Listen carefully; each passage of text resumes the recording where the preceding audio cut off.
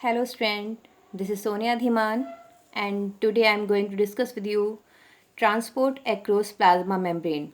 Student, in our previous video we have discussed about the structure of plasma membrane and their function. So today we will take the transport in plasma membrane. Here is transport are of three type. One, you can see here the passive type, passive transport, active transport and bulk transport. So first of all, we will discuss about the passive transport. Transport means materials एक place से दूसरे place तक कैसे move करके जा रहे हैं, requirement के अकॉर्डिंग वो कहाँ और कैसे मेम्ब्रेन के थ्रू पेनिट्रेट होकर चले जाते हैं. This is called transport. अब तीन तरह का है, पैसिव, एक्टिव और बल्क. तो इसमें सबसे पहले हम देख लेते हैं पैसिव ट्रांसपोर्ट. क्या होता है passive transport? This type of transport occurs due to concentration gradient of materials. It does not involve energy. बेटा पैसिव से आपको समझ में आ जाएगी बात. यहाँ पर पैसिव ट्रांसपोर्ट का मतलब होता है where is not need of any type of energy. किसी भी तरह की किसी भी एनर्जी का कोई यूज़ यहाँ पर नहीं होगा, इसीलिए लिखा हुआ है it does not involve energy, और इसीलिए इसको हम बोलते हैं पैसिव ट्रांसपोर्ट. क्या कहलाता है? पैसिव ट्रांसपोर्ट कहलाता है. तो फिर मूवमेंट कैसे हो जाती है? मूवमेंट होती है अकॉर्डिंग टू या due to concentration gradient of material. Concentration gradient का मतलब होता है बेटा जहाँ मटेरियल ज़्यादा होगा, जिस प्लेस पर मटेरियल ज़्यादा होगा उधर से वो कम की तरफ मूव कर जाएगा. किस तरफ मूव करेगा?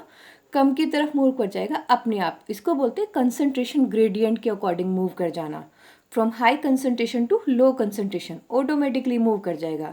सो this is known as passive transport. अब इसमें आप देखिए यहाँ पर जो मूवमेंट बताई गई है बेटा, जो मूवमेंट है वो भी कितने तरह की है? It is of two type. ठीक है, पैसिव मूवमेंट भी दो तरह की है. पहला आता है डिफ्यूजन और दूसरा आता है ऑस्मोसिस. तो first is diffusion, second is osmosis. ये दोनों पैसिव में आते हैं. तो डिफ्यूजन क्या होता है? जैसे मैंने अभी भी आपसे बात की कि कंसंट्रेशन ग्रेडियंट के अकॉर्डिंग होता है और it the material will move from high concentration to low concentration. तो यहाँ पर डिफ्यूजन भी बिल्कुल सेम भी बात बताता है. Diffusion is the movement of molecules of any substance from a region of higher concentration to a region of lower concentration. High से लो की तरफ मूव कर जाना किसी भी मटेरियल का, वो क्या कहलाता है? उसका डिफ्यूज़न कहलाता है.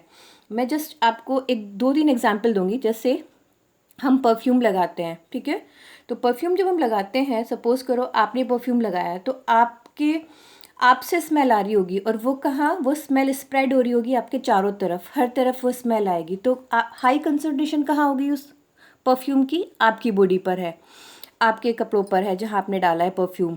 ठीक, और वो कहाँ जा रहा है? वो चारों तरफ जा रहा है. आप जहाँ जहाँ जा रहे हैं वो स्मेल वहाँ वहाँ फैलती जा रही है. या आपसे दूर भी अगर कोई खड़ा हुआ है थोड़ा डिस्टेंस पर तो उसको भी वो स्मेल आ रही है. दैट मीन्स कि मॉलिक्यूल का डिफ्यूज़न हो रहा है from high concentration to low concentration. Cooker में विसिल आती है घर में, आपने देखा जब सब्ज़ी बना रहे होते हैं हम लोग, तो क्या होता है वहाँ पर जो भी मटेरियल बन रहा होता है, जो भी बना रहे होते हैं किचन में, तो उसकी स्मेल पूरे घर में आती है. पता चलता है कि आज क्या बना है. तो वो भी क्या है? The movement of material from high concentration to low concentration होता है. ठीक, तीसरा एग्जाम्पल आप यहाँ पर देख सकते हैं. This is the structure of amoeba. You can see here.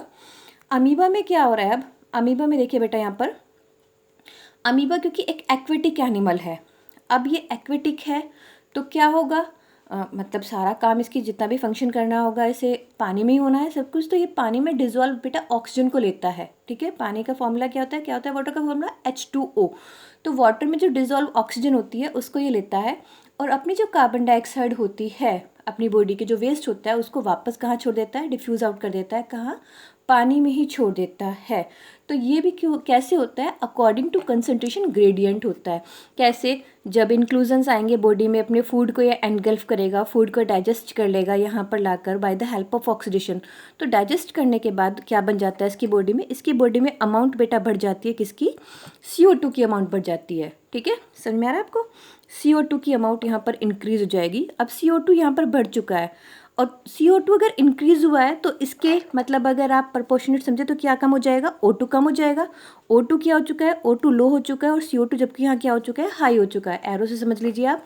तो CO2 का अब मूव करना ज़रूरी है बाहर की तरफ, क्योंकि एक तरह से पॉइजनस गैस होती है बॉडी के लिए. और क्या होगा? CO2 बाहर जाएगा और O2 क्या आएगा? अंदर. तो O2 किसकी वजह से अंदर आएगा?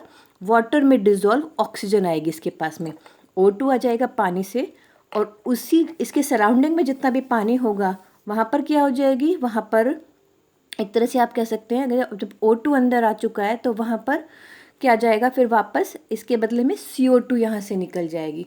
तो ये क्या कहलाता है, ये डिफ्यूज़न है मटेरियल्स का, कि उसके सराउंडिंग में अगर कम हो गई थी CO2 तो वहाँ चली जाएगी, क्योंकि यहाँ बढ़ी हुई थी in comparison to surrounding. Amoeba के अंदर यहाँ पर बढ़ चुकी थी उसके सराउंडिंग के कंपैरिजन में, सराउंडिंग में उतनी कार्बन डाइऑक्साइड नहीं थी, और यहाँ पर O2 कम हो चुका था सराउंडिंग के कंपैरिजन में। ठीक है, क्लियर होता है बेटा आपको? तो इसे बोलते हैं diffusion. The movement of material from high concentration to low concentration, it is known as, क्या कहलाता है, डिफ्यूजन कहलाता है। Now come to the next, second क्या था हमारा, ओस्मोसिस। देख लेते हैं ओस्मोसिस क्या होता है। ओस्मोसिस भी बेटा है मूवमेंट, जैसे डिफ्यूजन हुआ वो भी मूवमेंट है, बट कैसा मूवमेंट है, ये मूवमेंट है आपका the movement of water molecules through a selectively permeable membrane. और कौन होती है selectively permeable membrane, plasma membrane होती है। तो इसको हम बोलते हैं osmosis. The movement of water across the plasma membrane is also affected by the amount of substance dissolve in water. ठीक है, पानी में जो भी सब्सटेंस आपका घुला होता है तो उस पर भी डिपेंड करती है। कोई डाइल्यूट होगा, सिंपल वाटर होगा तो वो जल्दी किसी चीज़ के अंदर एंटर कर जाएगा, और आपने सॉल्यूशन बनाया कोई घड़ा सा तो वो टाइम लगाएगा एंटर करने में। तो सोल्यूट पर भी डिपेंड करती है। सोल्यूट क्या होता है, जो हम सब्सटेंस किसी भी सोलवेंट के अंदर घोल रहे होते हैं, क्योंकि क्या होता है, सोल्यूट प्लस सोलवेंट दोनों मिलकर बेटा सॉल्यूशन बनाते हैं। ठीक, तो इसमें क्या होता है आपको, osmosis can be defined as the diffusion of water solvent through a semi permeable membrane.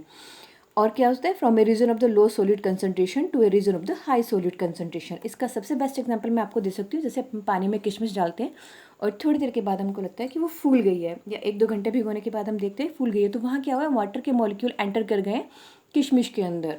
ठीक है, और वो क्या हो गया है, वो सेलेक्टिवली परमेबल या फिर सेमी परमेबल मेम्ब्रेन है। We will discuss next topic in next video. Thank you very much. Have a nice day.